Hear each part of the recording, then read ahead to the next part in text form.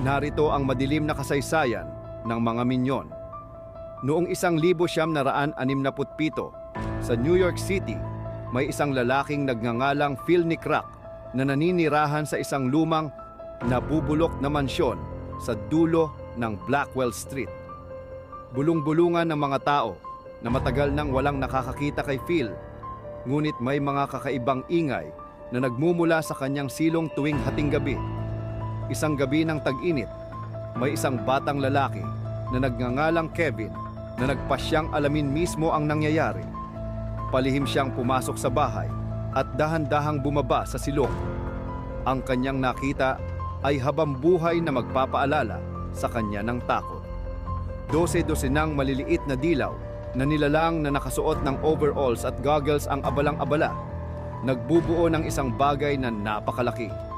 Sa gitna ng silid ay si Phil, sumisigaw ng mga utos habang binubuo nila ang tila isang napakalaking sandatang kayang wakasan ang mundo. Mabilis na tumakbo si Kevin, halos hindi nakita, at agad na isinalaysay sa kanyang mga magulang ang lahat. Ngunit nang tumawag sila ng pulis, walang naniwala. Sabi nila, gumagawa lang daw si Kevin ng kwento para mapansin. Lumipas ang ilang buwan na tila tahimik ang lahat.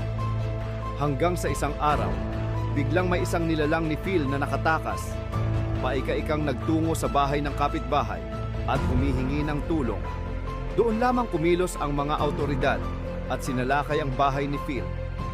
Sa loob, natagpuan nila mismo ang inilalarawan ni Kevin, isang lihim na silong na puno ng mga makina at kalahating tapos na sandata.